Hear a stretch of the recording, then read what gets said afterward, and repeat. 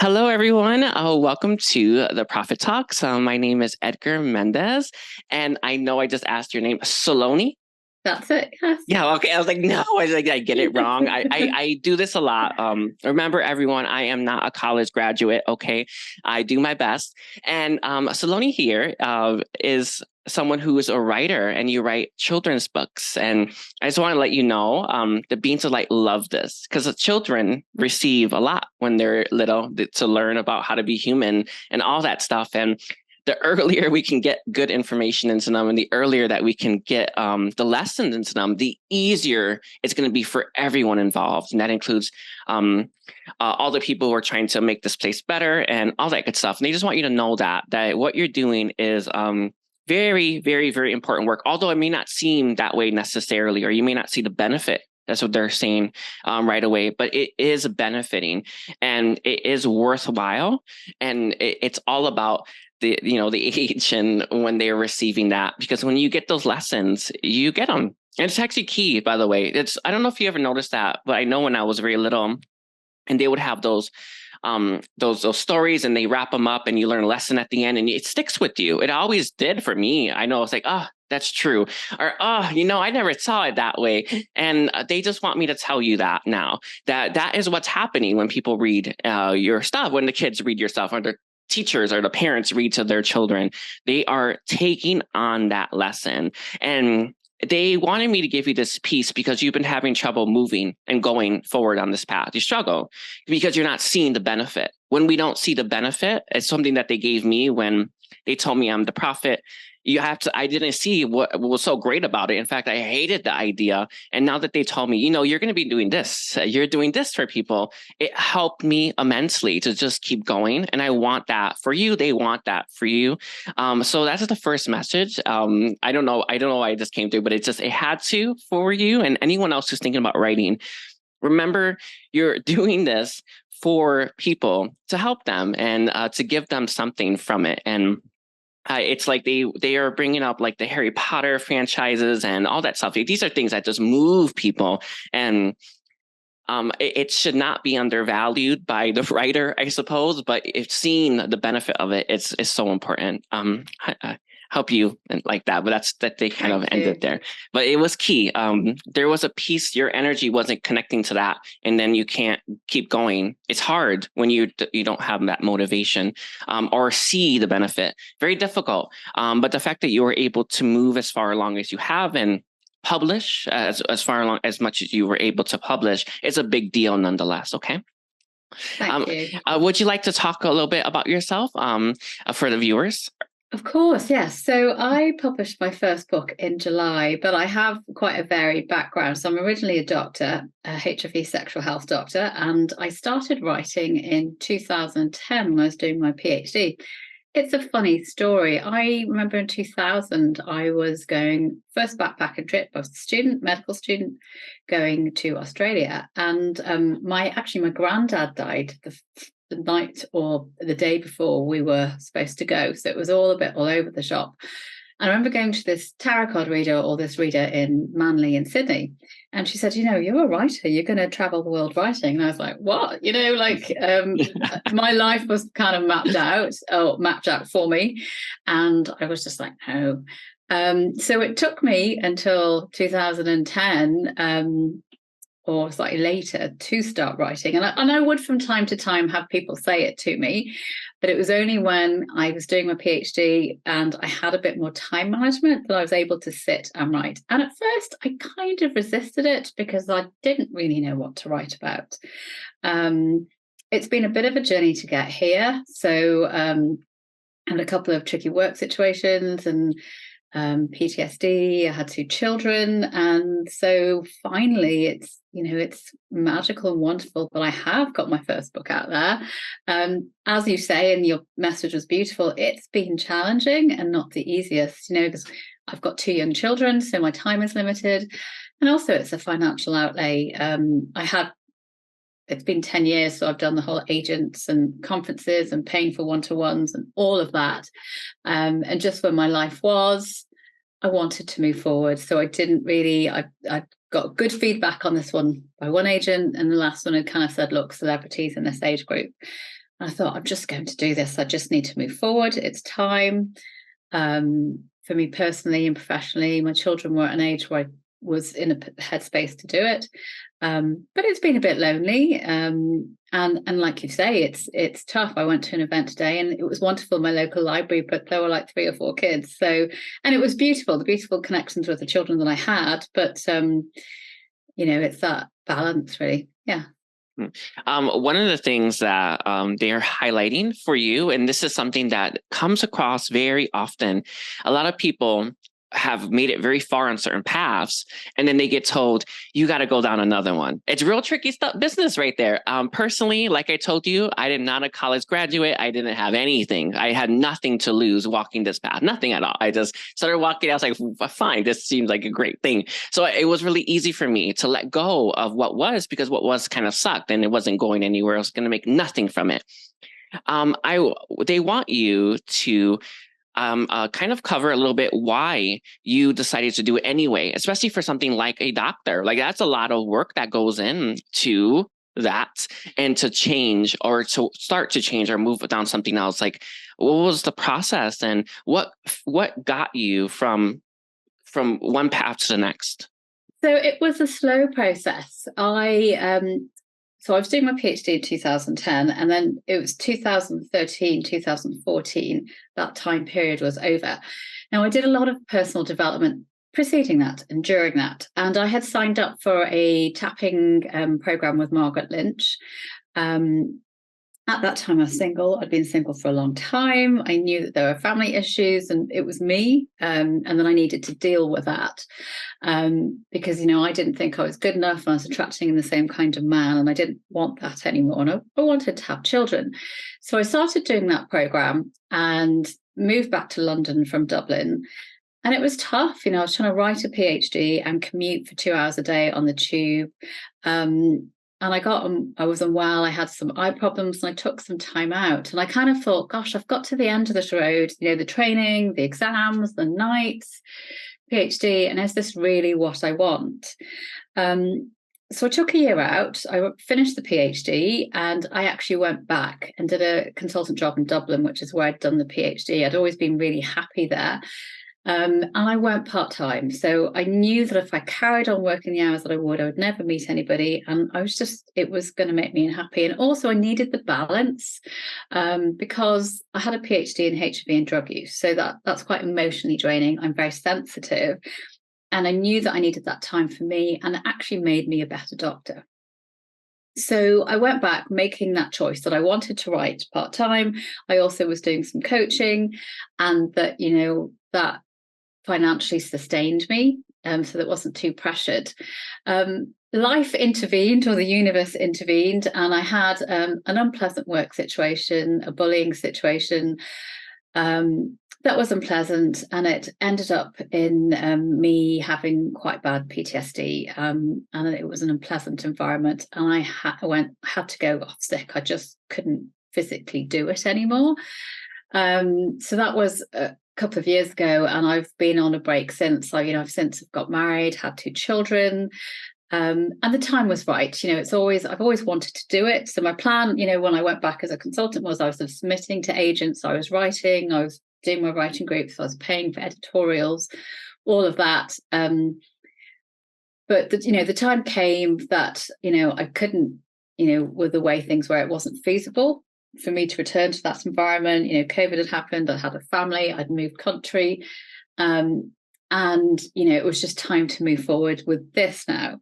It is challenging. So from a financial point of view, obviously, working as a doctor is much more fruitful, certainly because I was a senior doctor.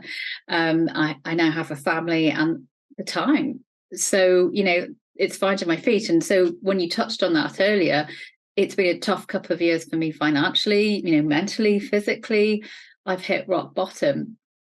So I kind of had no choice. It was like, you've got to move forward. They kind of were like, no, you've got to do this. I couldn't really go back, because my worry about going back was that I would be incredibly unwell. And I've got 2 children now. Oh, wow. The person who I'm going to give you the link to the Money Vein. It's Catherine. It's her link. They recommended her for you, her Money Vein. But Right. she says that a lot of people have been facing a lot of issues lately when they don't go down the path they're meant to. It's getting worse and worse and worse for people. And I just want everyone that's listening to know that the pressure is kind of on us a little bit right now. It's a good pressure. It's needed to be there so that we walk down the path, but it is very difficult to resist. It gets that way. You keep resisting, you're gonna there will be a toll or a price that you pay a little bit of. And it's not that it's like horrible personally, but it is difficult. So anyone who's listening and that you are resisting the path, and you already knew as well, once you know, you can't, they're going to really add it on. And if you know what you're meant to be doing or what path you're meant to be walking, even if it's just part-time, the pressure will lay off. It really would, by the way, make that clear. I remember I went back to my server job instead of going to do my channel, and it got bad. It was really bad there. And it was toxic. I was a toxic environment, and it was only going to get worse. And I knew it was only going to get worse. And I was like, you know what? I've been setting the stage for this. I might just jump on this and just do it, start the channel. And then it took a while to get success. And I want you to know that it took me a long time for someone like me too, to get that success. Very difficult. And it's just consistency and persistence that gets us over that hill, over that hurdle. And you are close. You're not like super close. You're just like it's like you're kind of going to hit the climax soon, and then you're going to overcome it, and everything's going to be easy. They're saying it's like getting over a hill, then it's a slip like a slide that you slide right through, and everything's easy. But you just have to get over this hurdle that's right there. Thank you. So just so you know, I know sometimes we don't see the path ahead as clearly. And I will give you one other meditation. Guess who made it? Catherine. It's the expansion meditation that helps you see things clearly. Right. She's the one they are recommending that you may want to get in contact with her. She does Merkaba activation and Akashic record readings. She's the one who's going to be making the really big announcement. I have everyone on November 8th. For anyone who's listening, I will be making a huge announcement. But she's the one who interviews me for that. And but she's coming through. That energy's coming through for you, as there are people willing to help, and there are people with the information energy that you need as well. And she's one of those that has a lot of focus on abundance and financial success. I have really needed that energy personally. I know a lot of people, some people have varying different degrees of how much abundance they can usually access. I was going to always, this body, this person that I'm in, right, was meant to be homeless. And me striving for a life of abundance has been very difficult to make it to that. It's been really hard. So all of us are dealing with different sorts of challenges, and Catherine's a really good person for anyone seeking abundance and financial success. She's very keen on this, and she's also wrote a book, by the way, that she will be. I guess she'll talk about it on November 8th, but it's just something that's coming through right now. And I know that this challenge, what keeps you going when it comes to like all that you're facing? I just have to, I just have to. There's something in me, I've grieved. So I grieved that whole life. I'm not the same person. I've lost so many people. I had PTSD. There was a lot of ghosting and gaslighting from friends, colleagues, plenty of doctors. I myself didn't realize I had it, especially because so many people didn't screen me for it. And my perception was, you had to be in the army and to war. But, I had it, and it was really bad. But it's I have to. There's something in me that's saying, you have to do this. And it's fun. I enjoy it. I enjoy writing about magic and playing with magic, and it brings that lightness up. But I'm also somebody who's well used to difficult conversations, so I will have them. So like my second book is a fairy book. It's for an older age group, 8 to 12-year-olds, and it's about a forbidden friendship between a fairy and a human girl when the fairy forest is a threat, and there are wings at risk here. And it's about having our wings clipped and being grounded and bullying and the power of forgiveness. It's a magical book with, fairies and all this, but, there is darkness in there. There is also a lot of light, fun and play, but, that's life. Even Flora, she's a really great book. She's a 10-year-old detective. She wants to be big. And she's somebody, it's really reaching for your dreams, this book. It's like, I want to be a detective. Nobody's going to employ me. I'm going to set this up. And she finds this case, and it's, a missing gold egg laying chicken. And she meets all these wonderful characters, the flying dancing pirate, and a hunter. But it's really about a girl reaching for her dreams and facing her fears. And there's so many of us out there. And, I want to inspire children. I've done a PhD in HIV and drug use, and I've seen that mind-body connection. I've seen, the worst of the worst, and how that's not going to change. And as you said, children is where it's at. And, I want to inspire them. And, I was a sensitive child. I was, psychic, intuitive, and it was tough. I never quite belonged. I was always on the edge. It's what made me a better doctor in some ways, but it was also quite overwhelming. So, there are so many children out there like that. And, I want them to know that be you, be normal. This is you. We love you. You are loved and accepted, and there is a place for you out there. That's so beautiful. Something that came through for the second book that you wrote, your dragon gave you the idea and helped you create it. I just want you to know that your dragon just said, hey, I was helping with that. The dragon is just saying hi right now. It's the one who helps. I don't know if your first book and your second book are very different, but your dragon's influence had a very big impact on the second book. So it's like very interesting. This is what they said. This is, hey, I was helping with the idea. Yeah, I don't know. Well, actually, the one that I've published now is my fourth book. The Dragons, and my first book was Dream School, but I need to go back and do that. But that's wonderful. I've been feeling their energy a lot more lately, so that's lovely to hear. Yeah, we can connect with the dragons very well. Until actually, I think it will be beyond 2025, but the Lionsgate has a dragon portal in it, and it makes the dragon's energy more intense. The dragon says it's been helping you with the creativity. It also gave a suggestion about colors that it thinks would be best suited for the cover. You have to stand out in certain ways. Yes. So it's bringing that up as well as something that you may want some assistance with in terms of what color schemes to pick. I don't know anything about books or creating it. I don't know anything like that. But the dragon is saying the colors are very important, what you want to have for schemes, all that stuff. And your dragon will love to help you with that. I would love help. I am, so we're in the middle of illustrations and doing that. So the plan is Valentine's Day for that, for alternative Valentine's Day, because it's about self-love and forgiveness. And, what better way can you love yourself by not letting yourself get your wings clipped? Do you know what I mean? It happens to so many of us, and we do it because it's family members or we want to fit in. But no, you don't have to. It's incredibly painful. So, that's wonderful. I would love, I'm in the middle of illustrations now, so I am so open to. That's good. There's also one other being that came in. They have ties to the Palladians. Can I get a name? Sorry, you cannot say this name in English, or sorry, do the human voice. Do you have a human name that you would take? Or sorry, hold on.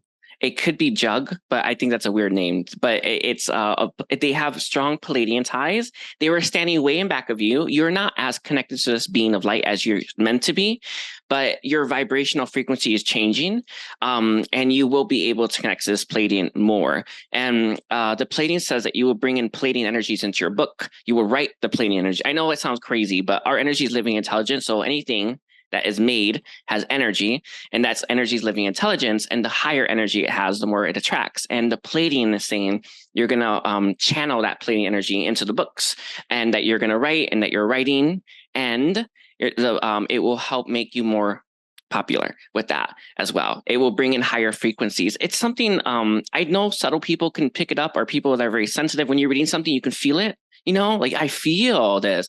Yeah, I hope that makes sense. Anyway, I know I feel a lot. No, well, that's what I'm working on. So it was funny. I had this lovely reading with this lovely woman, Stephanie Hogarth, a couple of months before I published, and she was like, "Marketing's not going to work for you. You have to attract in your clients. If you go actively marketing, they're going to run and hide." Um, and I tried it, and I had a couple of big people sharing. Didn't get any more likes or followers or sales. So I am working on the attracting them in, energetically. So that's wonderful. Yeah.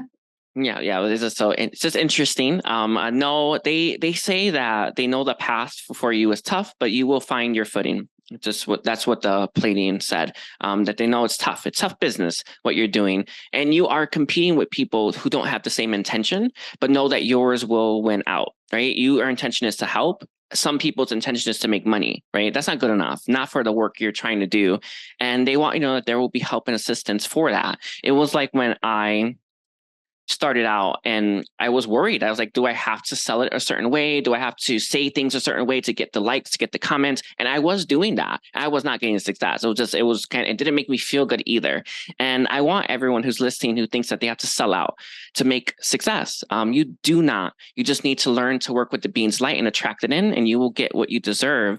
But I've been in that boat. I went down it. I promise all of you, I was making sure that every video had those positive things so everyone can just click on it, be the clickbait. I promise you I did it. It was how I started out. And I pivoted from that very quickly because I was not happy doing that. It didn't make me feel good. What makes me feel good is me helping. And the more I do that, the bigger the following I have. And I tell you this to make sure you understand that it always starts off this way. It always does. It starts off very small, very little, and it grows and it grows and it grows. And as long as you keep your intention the same, pure intention, you will have success. Thank you. And I've done it too. I started TikTok. Another reader said to me, go into TikTok, it'll happen. Wasn't, and I started putting the pictures in and this and that, and I thought, what am I doing? And fixating on the numbers, and then you're like, what am I doing? And then you're like, this person's got all these followers. How have they? I do read alouds on my social media. I read children's books and inspiring poems and stuff to people because I think it's. I do other videos too, but I just think I've looked after a lot of illiterate adults. So I know that there's a lot of children out there that don't get read to, and that for parents, go and grab a cup of tea and let me read to your children on that, for 5 minutes. And, there's something about hearing somebody's voice, that energy signature. And, if it makes somebody's day a bit happier, that's great. I don't get tons of feedback. I often get people say to me in passing, which, like you say, can be challenging because you're there going, it takes a lot of time to do this. I don't have a massive house, so I'm there doing it in my lounge, throwing everything away, and then the editing. But, that's what I do, and that's what I feel like it's a good thing to do, They are saying that there's soon new revenues will open up for you. I believe that you can find them faster because this is how I've done it through an Akashic record reading. I see that question you asked, what else can I do to bring in money that supports this or other paths, different things that you're never thinking of. They gave me a bunch of ideas, good ideas. I just didn't want to do the work personally, but I was like, although it gives me a lot of work. But one of the ideas that they gave me was a podcast. And I have been since doing that slowly but surely. So I tell you this as like that, it was through Catherine. She's the one I was asking. I was like, hey, what else can I do to make money? And that's a question that you may want to ask if you ever are intrigued. But they're saying soon you're going to know what to do to make more of what you're making and create new revenue streams as well. They're giving me pieces of it. It's going to start to come to you. And when you're ready for it, you're going to start to walk down that path and it's going to get easier. It does. It always starts off this way because we're breaking through a lot of blocks and restrictions that have held us in our old life. We had to break free out of that. And that takes a lot of work, and know that it is worth it. They say that you should know that. It's interesting. They're saying that you're already receiving some of the fulfillment that you were promised as well. That's what they're saying. You're already receiving it. Just going to keep getting better. It's Do you have? starting to, Oh, it's starting to happen with connections, which is wonderful. I think just because of my work situation financially, it's been challenging the last few years, and I would like a bit more alternative schooling for my children, and I don't know what it's like there, but here it's mostly fee paying. So because I've got two very high vibe, very sensitive children, and I don't, they need something. I'd like a bit more alternative, a bit more outdoorsy, smaller classes, just because I know my children, yeah. they say they're fine.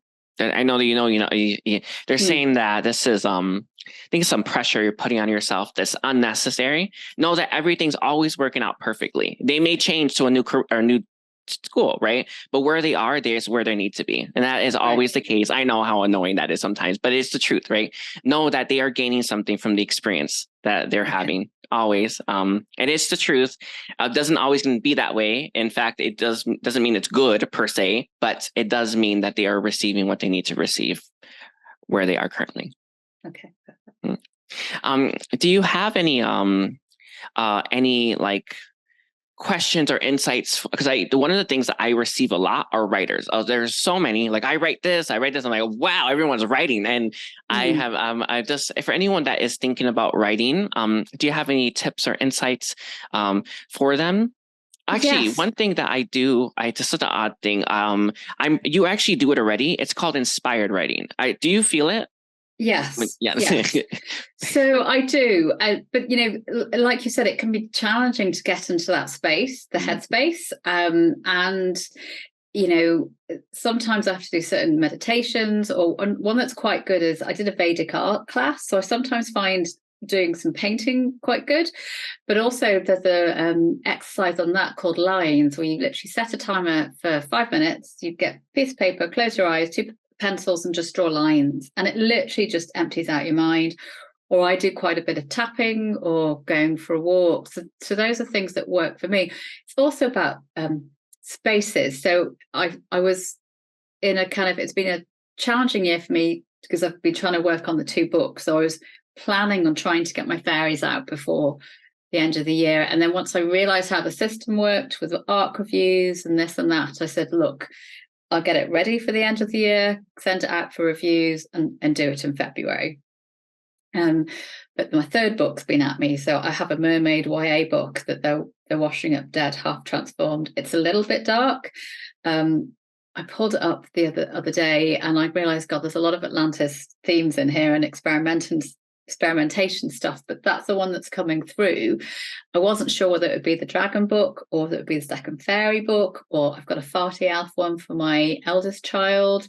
So there's a lot of books. I've got a sacred prostitute adult book, but that was the one that's coming up. But I need to leave it a couple of weeks, because if I'm in that space, I can't often focus that much on the, be going out to schools and I'm trying to set up a YouTube channel. So I'm trying to put all my read alouds on a YouTube channel, because on TikTok and Facebook it can be a bit harder to find.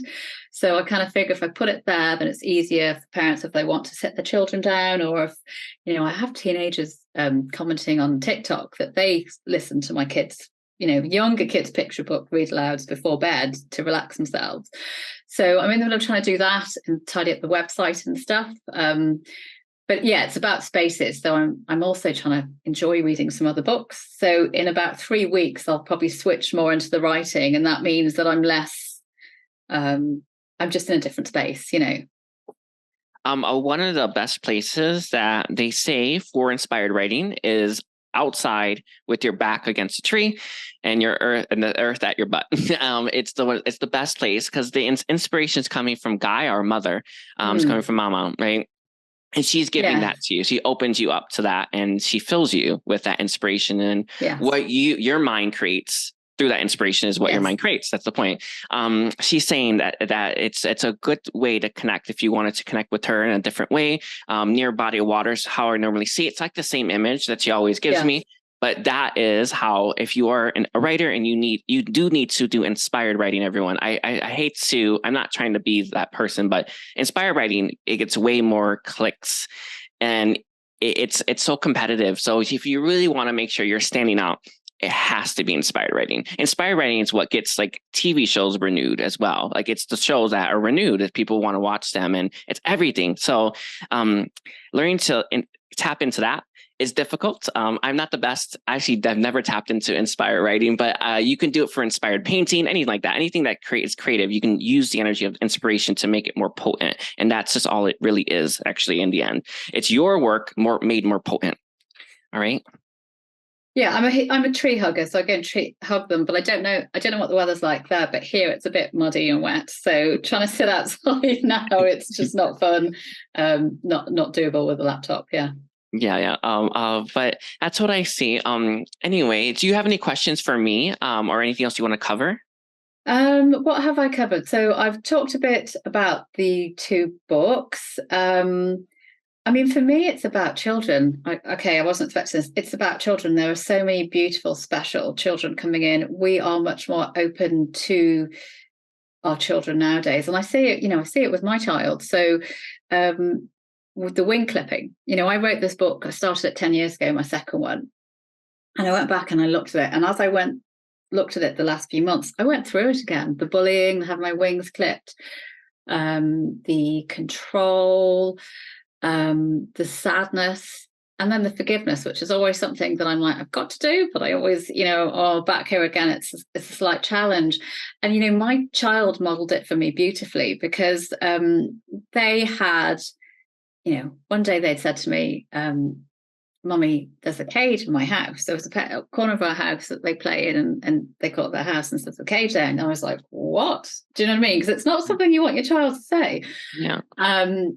And, wings have been clipped. So I did some work. There was who I was working with, the wings have been clipped, and got them back. And then they interacted with somebody and was, very quiet and very angry. And my child does not like that. And I was like, what is it? Just knew something wasn't right. And, wings have been clipped again. And it was just, beautiful, but sad, but terrible to witness that. And it was funny because there I was working through this book, or starting this book again, seeing it modeled by my child for me. And, how different it could have been for me as a child, and it's both beautiful and slightly sad as a parent, because it's wonderful to be able to give that to your children. Because there's also that sadness of not having received that as a child yourself. I don't know about you, of trying to reparent yourself as you're parenting your child, and giving them the things that you never got to have. Oh, I don't know what that feels like, but I understand the space you're coming from. One of the beings that stepped forward to help your child was an earth fairy. If you are interested in introducing your child to the earth fairies, I actually work with the fairies a lot. They've always been with me my whole life. I've worked with them many lifetimes. If you would like that, they say they're quite good at bullies, and they're quite good at making sure that your child is quite safe. There is an earth fairy that steps forward. Can I have the name? Sorry, Julessa? Maybe, hold on. Hold on. Is it Julesta? No, one second. Gillest. Isn't Gillest the word? I don't know. I don't know. It's Gillest. I think it's like that. Yeah. I'm going to leave it like that, like something like that. Okay. I think that's a name. I don't know. That's the name that steps forward. So I'm very, very welcome to that. Any support for my children and all children, Yeah. But Gillest is an earth fairy, and it's quite good at keeping children from being bullied. And when you kind of like something goes wrong, and it's like, a bully does something, and, something happens to them, and it gives them that, a little bit of that karma, they learn, right? It's like that. It's purposeful in this way as well. So the fairy is saying that it can help and ensure, right, that everything works out perfectly, but it's to make sure that there are some buffers. Because sometimes I know that we all really like protection and stuff, but often in life, there's not much in terms of like physical protection that we can have. And a fairy is a really good buffer for anyone who's looking for that. Okay, perfect. Yeah, okay, that's wonderful. I mean, I work with them a lot. Obviously, I have a fairy book coming out, and I do work with them. And that child of mine is like a little elf, Yeah. Yeah. Well, Yeah. both of mine, yeah. Yeah. All right. Is that all that you want to cover this day? I think so. I think that's a good place. It feels good that we've talked about kids and fairies and magic and books, and I think that's a good focus for today. Rather than getting into some of the other darker stuff, it's really, it's the magic and the joy, and I love that. So I just looking forward to sitting down and writing and getting more of these books out there, and for people to read them and get excited. That's what really makes my heart sing. I want to it was beautiful today. I connected to some lovely children, but I want to go and connect with children and play and have them play and dream and believe, and that they are protecting their wings and that they are speaking their truth and that they are reaching for their dreams, because that's what I want for them. That's what I'm sure everybody wants for children in the world, really. Yeah, they would like for you to, and I know it's gonna be difficult, practice gratitude even with a little bit of kids. I know it's hard sometimes. I've been there with the numbers. I don't think when I first started, I'm sitting here, yes, I am making it. No, I was so frustrated, so angry, even resentful at the fact that I have such pure intentions. I want to do right. I want to do the good thing. I want to help, and I'm receiving nothing in return. It's like, it's so frustrating. And that is going to always be the case when we first start. But they would love for you to learn to cultivate the gratitude with what you are doing, even if it's a small amount of people, because then it builds and it builds and it builds. And that's really is how it works. I tell you this because I've been through it.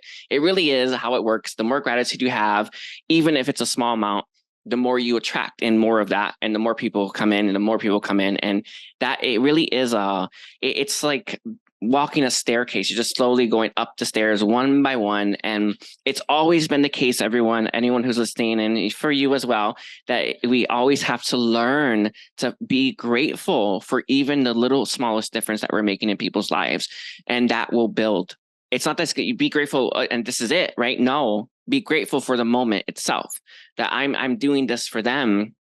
And Yes. and kind of let everything else like fly away, all those limiting beliefs fly away, and you will grow like everyone else grows who learns to embody that gratitude. Okay.